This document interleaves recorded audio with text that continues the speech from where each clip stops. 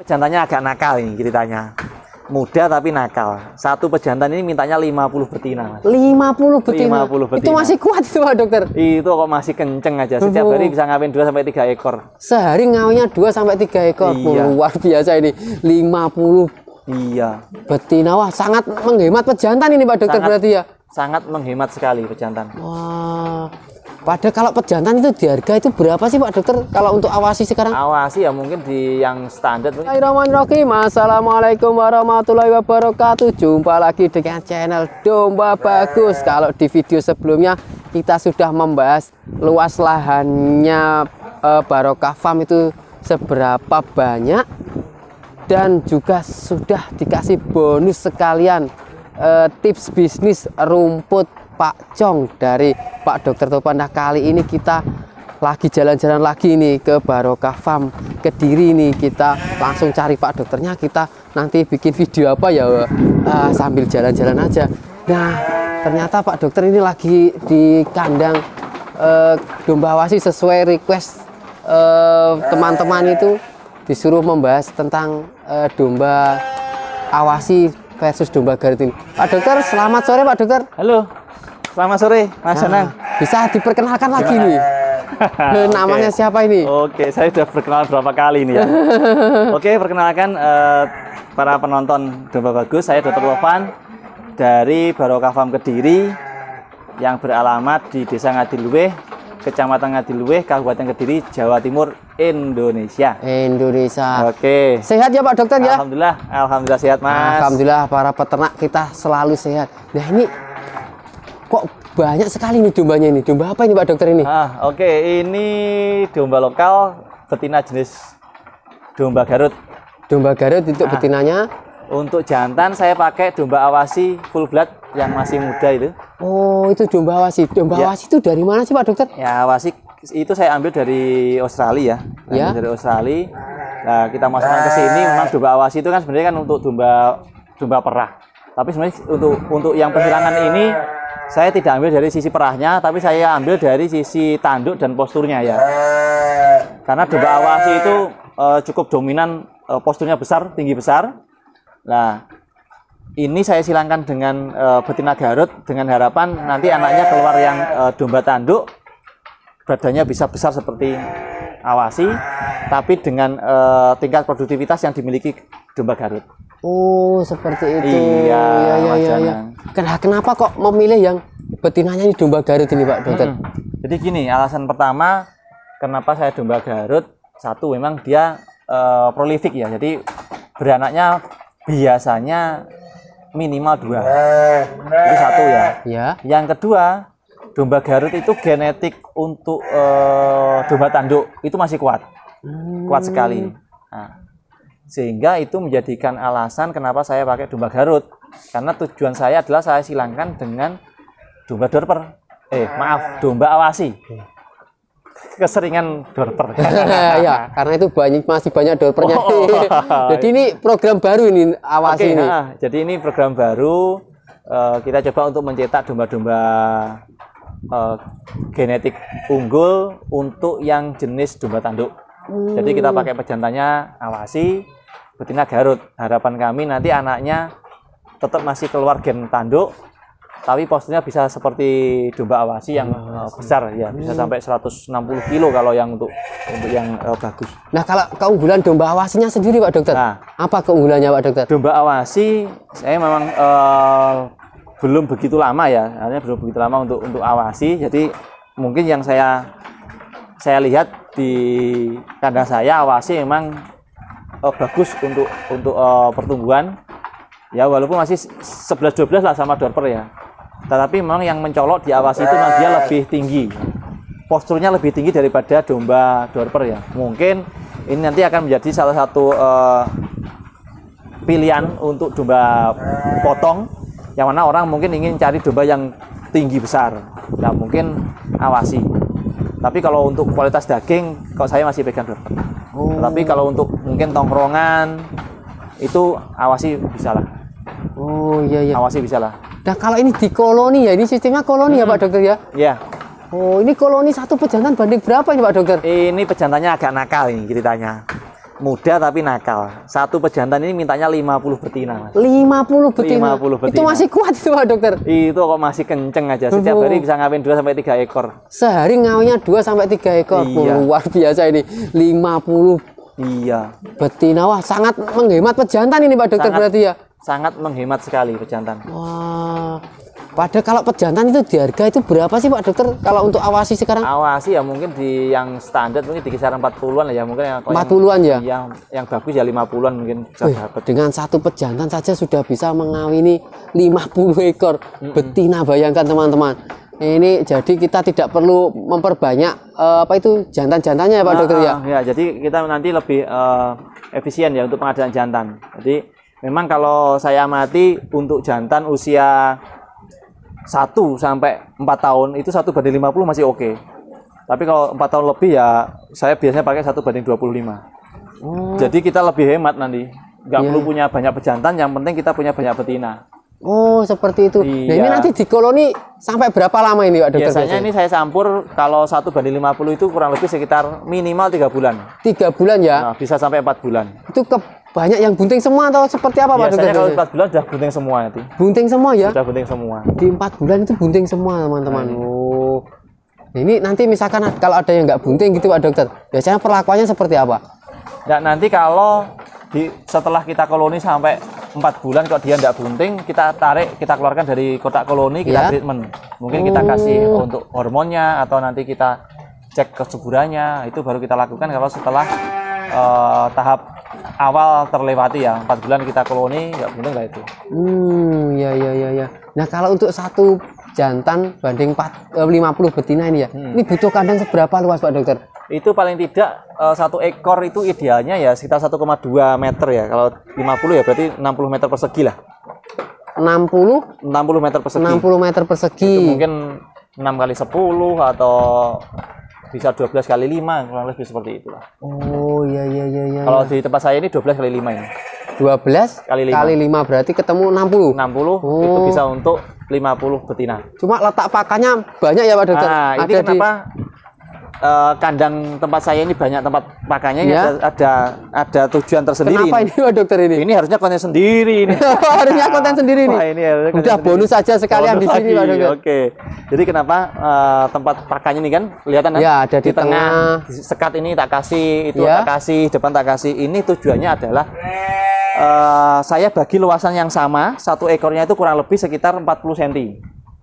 Untuk space-nya dia makan. Oh, per 1 ekornya 40 cm. ya. Nah, sehingga kalau saya butuh ada 50 ekor, Ya. berarti 50 kali 40 berarti saya butuh 20 meter 20 meter larinya. Ya. Nah, jadi saya harus menyiapkan panjang palung itu 20 meter. 20 meter. Nah, 20 meter itu akhirnya saya buat ada yang di dalam, di luar, itu semua tak kasih dengan tujuan sekali kita ngasih makan, semua dapat tempat yang nyaman untuk makan. Jadi tidak berebut. Oh. Tujuannya itu. Ya. Jadi ini harusnya menarik dibahas sendiri ini, Pak. Nggak perlu antri seperti antri BLT gitu ya Pak Dokter ya. Betul. Jadi harus dia langsung kalau pengen makan itu harus bisa barengan gitu ya Pak Dokter ya. Ya ini contoh di depan ini kan makannya Nah, barengan ini kan, berbarengan. tidak berebut kan, nyaman kan dia. Oh, jadi benar tadi kalau butuh 60 meter tadi misalkan 6 meter kali 10 meter berarti bisa di sisi sana sama sisi sini sudah cukup gitu ya. Betul. Oh, cuma kalau ini diperbanyak lagi Perbanyak tempat pakannya lagi, iya. agar dia bisa Biar tidak lebih berebut. leluasa gitu ya Pak Dokter ya. Iya. Oh, nah Pak Dokter kalau ini nantinya kira-kira dijual buntingan atau dijual nunggu anakannya ini Pak Dokter? Nah, nanti. Ini lihat nantilah. Oh, Nanti ini kalau, masih kalau tak bilang jual buntingan nanti orang pada rame semua. Rame semua. Wah, nah saya ini yang nanti pusing. masih dirahasiakan ini karena Hati-hati. masih stoknya terbatas ya ini Iya. Pak Dokter ya. Nah, kita masih pengembangan untuk Kalau di Barokah Farm ada berapa pejantan untuk awasinya Pak untuk Dokter? awasi 3. 3 ya? 3. Itu full blood semua? Ada F11. F1-nya 1, berarti full bloodnya 2, Betul. F1-nya 1. Iya. Wah, iya. Sekarang sudah mulai merambah ke domba awasi ini Ya, di Barokah Farm ini. hiburan aja lah. Ya, untuk uji coba. Untuk hiburan aja ya. Tetap Nah, kita fokusnya di dorper lah. Ya. Ini kalau ini juga gabung dengan domba-domba dorper ya. Iya, sebelahnya itu kan Texel sama dorper udah tak silang. Ya itu dorpernya Itu Pak Dokter lah kayak gini. Ini perkiraan kalau prediksi untuk bisnis domba yang awas ini seperti apa ke depannya ini Pak Dokter juga? Nanti tetap ada segmen tersendiri lah. Kalau kita bicara awasi, kalau untuk domba potong saya belum rekomendasi lah. Ya. Karena memang kualitas dagingnya tidak sebagus dorper memang, karena peruntukannya memang domba susu ya. Oh, untuk domba susu. Cuma memang PR besar kita untuk peternak domba perah di Indonesia kan masih belum lazim kan. Ya. Untuk susu kan tetap kita mayoritas tetap dari kambing, sehingga susu domba masih belum. Cuma ini kan sebuah tantangan.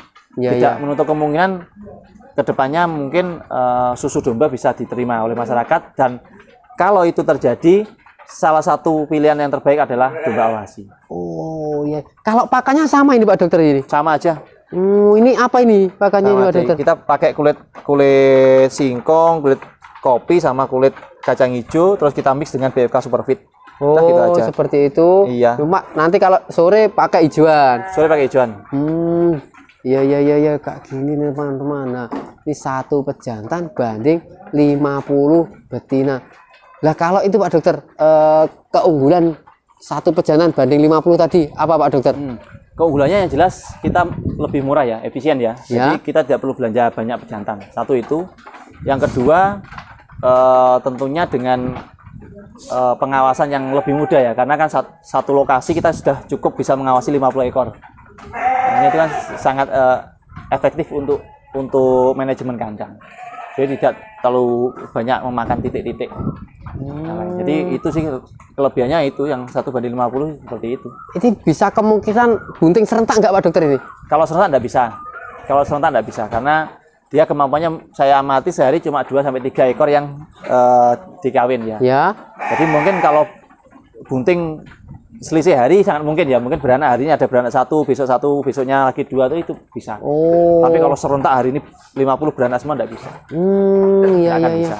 Ya, ini dari mana ini ide tercetus ide satu pejantan banding 50 ini Pak Dokter, kan sangat jarang ini dan bahkan tidak lazim ini mungkin.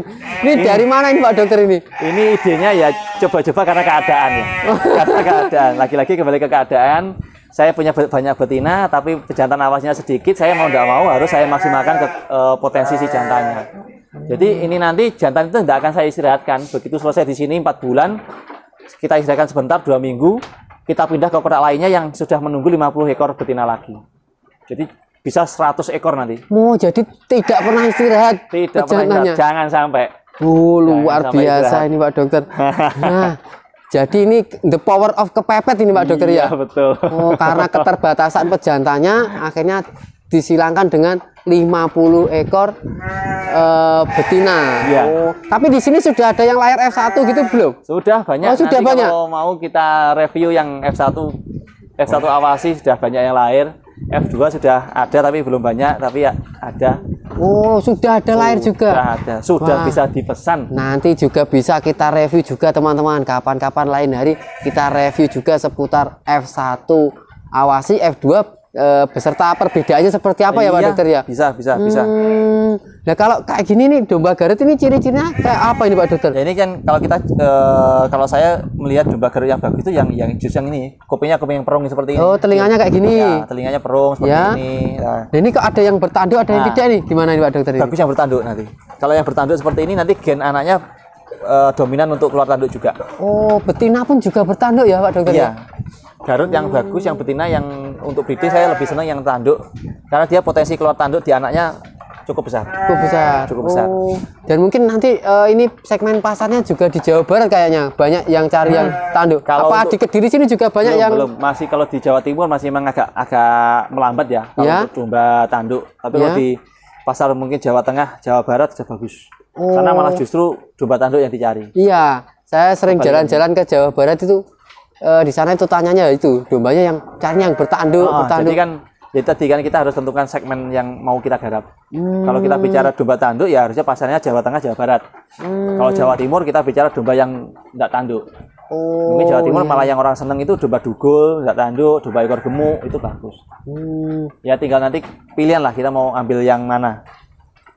Ya kalau kita ngomongin ini pemula Pak Dokter, sebaiknya seperti apa langkahnya? Langkah-langkah di awalnya dulu Pak Dokter.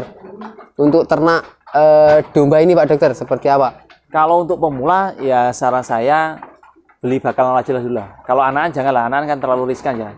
Beli bakalan ya, mungkin yang usia di atas 5 bulan kan sudah cukup kuat ya. Harganya tidak begitu mahal. Kita coba saja, kita nikmati prosesnya, beli satu pejantan, satu betina. Kita lalui prosesnya sampai bunting, beranak. Nanti kalau sudah ketahuan polanya baru kita perbanyak jumlahnya untuk breeding. Oh, seperti itu. Menurut saya seperti itu. Iya, iya. Kalau untuk segmen pasar luas sekali Pak Dokter. Kalau segmen pasar masih bagus, segmen pasar masih bagus. Jadi jangan khawatir lah, selama kita jualnya dengan harga yang umum ya, harga yang wajar, kualitas kita bagus, ya habis mudah kok. Yang sulit itu kalau kita jual tidak mengikuti kaidah harga pasar, barang kita tidak bagus, tapi kita paksakan jual dengan harga mahal ya agak sulit.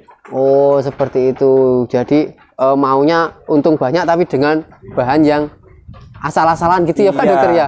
Betul. Oh iya ya. Oke Pak Dokter, saya terima kasih sudah diizinkan mereview peternakan ini domba awasi yang satu pejantan banding 50 ya. Ya, terima kasih. Oke teman-teman, domba bagus, sekian dulu video ini. Bagi kalian yang mau tanya-tanya seputar Barokah Farm, bisa di kolom komentar langsung, atau bisa juga menghubungi Pak Dokter Topan langsung, atau juga bisa dolan kandang ke sini langsung. Nah, bagi kalian yang baru saja nonton video-video domba bagus, tonton juga video-video kita sebelumnya agar tidak ketinggalan yang video-video dulu. Nah, jangan lupa juga subscribe sekarang juga, karena subscribe itu gratis.